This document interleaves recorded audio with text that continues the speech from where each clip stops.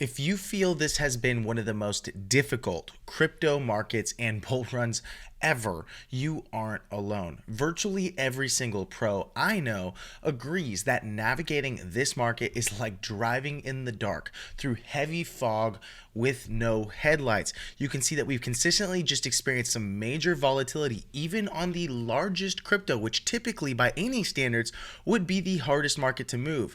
It peaked at 108, then dumped all the way back to 91 multiple times, put in a double bottom for a very bullish pattern on the inauguration, only to dump and continue tanking. And by the way, it's not just Bitcoin. The entire altcoin market has consistently been trending down since January of 2022 when it peaked.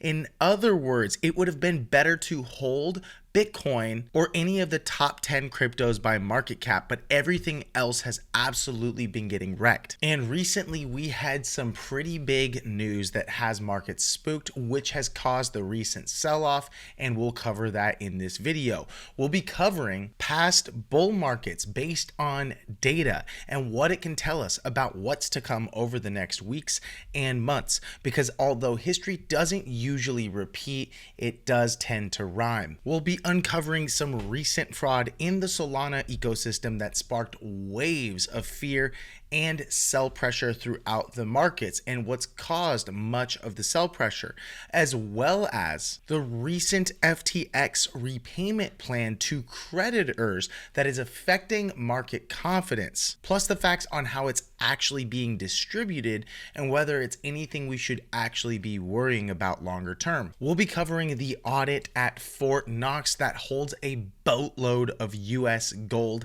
and Elon's plan to uncover the truth about the reserves and what that could mean for the entire crypto industry. So if you're feeling a bit confused about what to do as a crypto investor, you should watch the rest of this video, because you'll leave feeling like you're armed with the right information to make an educated decision about what to do with your portfolio next. Obviously, this is not financial advice. This is intended to be for educational and informational purposes only. These are my opinions, but as always, if you ain't feeling too bullish, I hope you're still feeling blessed. And if you're going to be the wealthiest person in your family tree, smash the subscribe button. Hello and welcome back to the channel. If you're new here, my name is Paul, and you can find me on Twitter or X at PauliDeFi, PauliDeFi.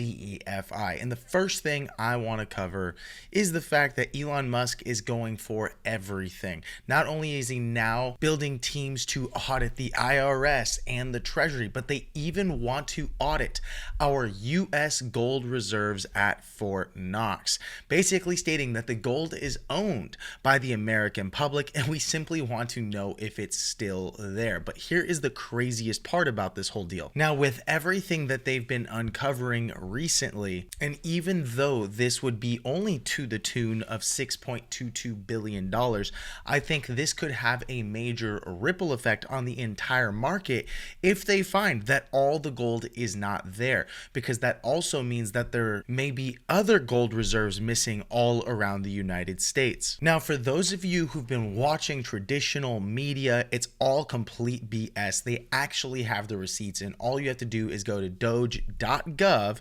and then you click on savings right up top right, and you can see that if you scroll down, these are the agencies, these are the times that they're uploaded, here is the link, and here is what we actually saved. So yes, the receipts are there. So whenever you hear Democrats talking about the receipts aren't, they're not actually bringing anything up in terms of paper. But the reason they're going to continue to repeat their battle cry of the fact that there are no receipts is because it's easier to tell people that Elon Musk and the team at Doge are lying and not proving anything than to actually prove anything. And so if you want, you can do your homework, you can go into the wall of receipts, and all consistently there if you click see more. Now, it's not just the Democrats that are crying about this. You got a lot of Republicans too, and that's because they were all eating off of this. I mean, think about $25 million just going into some DEI initiative in the Department of Agriculture, and think about all of this money money. For gender equity facilitator, $31,000. Wouldn't you like to have $31,000 of your taxpayer money back? Well, when you look at the gold reserves, this can create a lot of panic in the US markets because it might mean or lead to a lack of total trust, even in our ability to hold gold, which many people consider real money. However, here is the craziest part, and this is where we truly need to hold our government accountable. And I don't know anyone who is a reasonable thinking person that doesn't believe that we should have legitimate audits and regular check-ins with the people that are supposed to be holding our money. In other words, the last comprehensive public inspection was in 1953. Before my own father was born. And then in 1974, they did a show audit where basically politicians peeked inside and they said, see, it's there, but no one actually conducted an audit. And so this has got a lot of government officials, especially over at the Pentagon, worried that they're going to find something that they don't want them to see. Now, there are some bets running right now that people believe that gold will be missing from Fort Knox. However, the odds are pretty slim. We're looking at 9%. Many people are stating that this will be very bullish for crypto and more specifically Bitcoin because it is truly transparent. You can always see where all of the Bitcoin is on all wallets, so there's nothing you can hide and then do a fake audit around, which is a very bullish case for Bitcoin. However, I don't believe gold will be missing from Fort Knox, and I believe I agree with a guy by the name of Marty Bent, who basically stated that we should stop setting expectations that Bitcoin is going to rise when people find out gold isn't there. I wouldn't be surprised if the Trump admin makes sure it's filled before going in there to signal economic strength as the world is scrambling for physical gold. Because at the end of the day, if there is no gold in there or we don't see everything that they say is there, then what's going to happen is it will cause panic and fear surrounding the US dollar. And the worst thing that the Trump admin can have happen right now is have the dollar decline. At the end of the day, we're only looking at $6.22 billion there. And that's something that we can easily cover now with all the savings on Doge. Now, really quickly before we dive into those major pieces of news surrounding the crypto ecosystem and what's caused some fear and panic, if you haven't already, head on over to bullrunners.com. You can find the link in the description below to join our community of about 1,200 people that are actually paying to be here because the value is bar none some of the best in the space. Not only will you get access to classes and courses from experts industry-wide, but you're going to get access to altcoin picks from our pros, technical analysis and fundamental analysis from our pros, live calls where you can ask any questions you want, get access to DeFi yields and airdrop alerts. We have people in the community winning just on airdrops alone. For example, one of our community members made $56K over the course of all of these airdrops. And there's far more inside. All you have to do is check out bullrunners.com.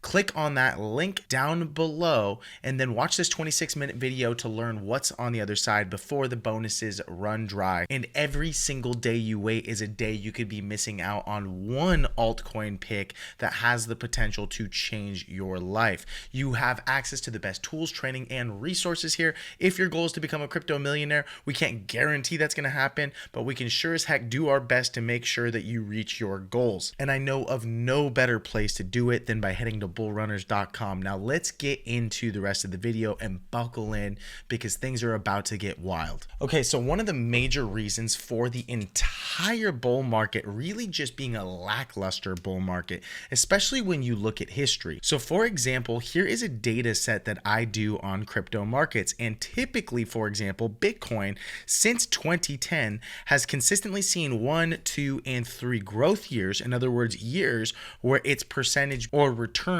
are positive, and then 1 decline year. And in the decline year of 2014, we saw its yearly performance down about 56%. However, in total, the market was down probably 80+%. Then we saw 1, 2, 3 growth years again, and a decline year. We saw 1, 2, 3 growth years. Look at how predictable Bitcoin truly is. And arguably, this is the entire crypto market, whereas some altcoins might not perform as consistently as Bitcoin. Generally speaking, if Bitcoin is in a growth year, things are looking looking good. Then we saw a decline year in 2022. Now, I have yet to update 2024's data set because there is a lot of data to gather. However, that will be done shortly. What I will say is that we saw a growth year in 2023. We saw a growth year in 2024. And so any reasonable person who's following this trend might safely assume that we are going to also see a growth year in 2025. This would mark our third growth year.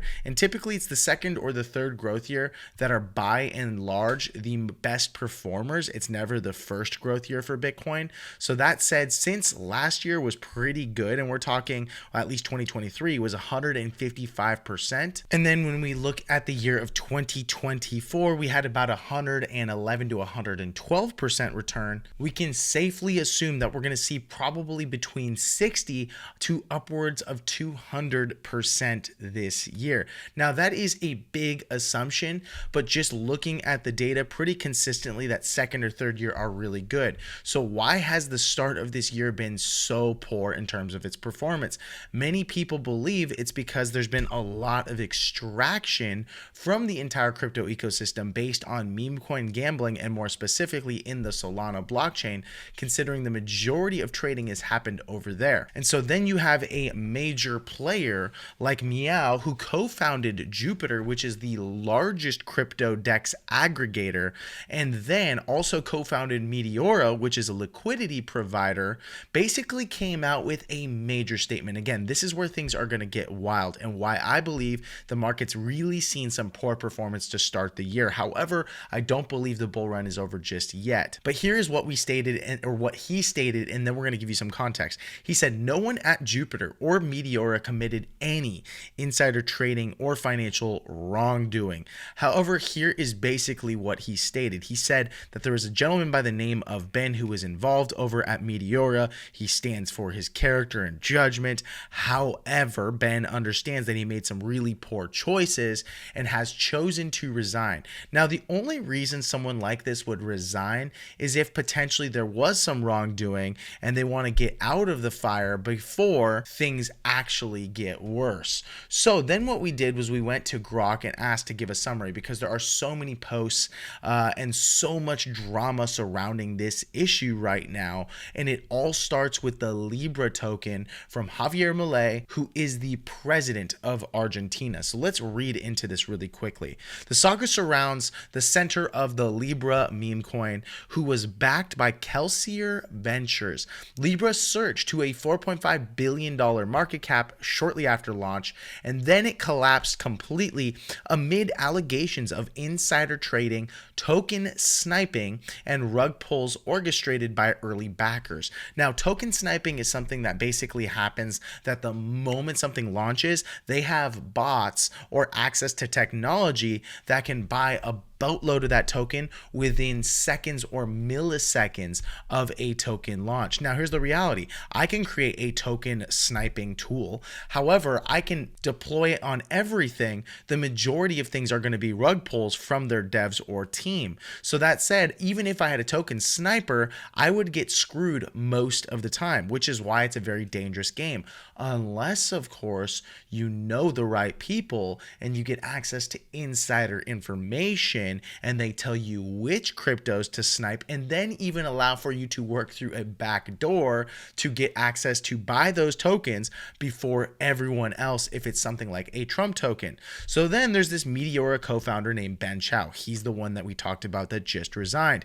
He's the one that referred Kelsier Ventures CEO Hayden Davis. Remember this name because this name is huge, who admitted to sniping the Libra and other tokens like Melania Trump. And because they all know each other, they're all buddies and they all talk, and they have access to the biggest aggregators and liquidity providers in the ecosystem, Jupiter and Meteora, they probably had access to the back end through advanced tech that enabled insiders to snipe $5 million per launch. Now, again, you wouldn't just snipe $5 million at everything. You would only do this if you were for certain that this was a big time deal. And that's exactly what they were doing, or at least according to all of this information in post. Again, it's not completely verified yet, but people were pretty confident that there was some foul play where they extracted over $200 million across multiple meme coins. And then the guy by the name of Hayden Davis. Now, here is a photo of this Hayden Davis character on the left, a total frat bro.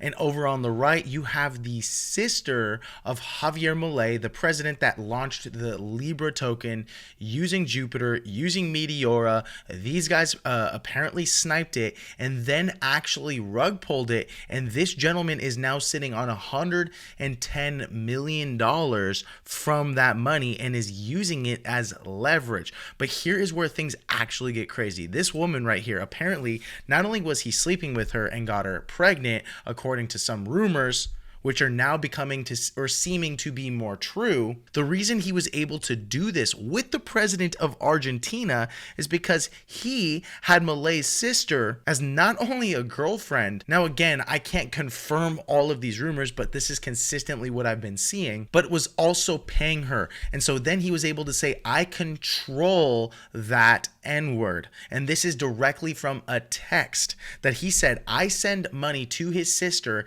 and then he signs whatever I say and does what I want. And again, the source is CoinDesk on this. And so if you look up Hayden Davis right now on X, you're going to see all sorts of crazy things. And this is the problem with DeFi and crypto. It does attract a lot of very seedy characters, especially in the meme coin space, where people can go ahead and believe that they're going to get rich or become a millionaire on a couple $100.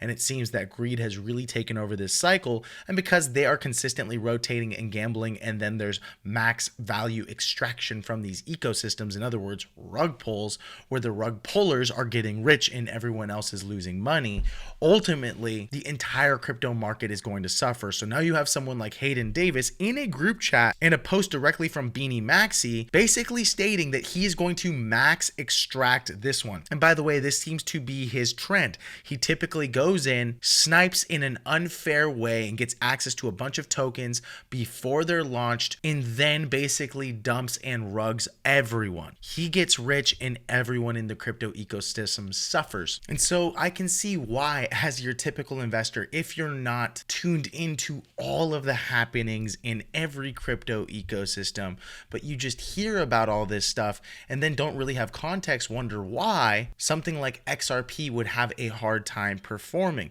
But at the end of the day, it's because the entire crypto ecosystem is seeing extraction. People aren't investing in sound assets like XRP, at least not retail investors right now. They've been too focused on Solana and meme coin ecosystems. But I think that's all about to change, because as this whole thing has gone down, people are starting to realize that there is more value in buying and holding utility, like many of the viewers on this channel. And I believe there will be a flight to safety and stronger assets. Now, the last piece of news that we're going to cover is the fact that Cointelegraph shared a post basically stating that Bitcoin has fallen below 95,000, Ethereum's under 2,400, XRP hit about $2.48, and Solana dropped to 160 because of FTX's fund distribution. Now, to make a long story short, this is kind of important because FTX was sitting on a stupid amount of money. We're talking to the tune of 14 to like $16 billion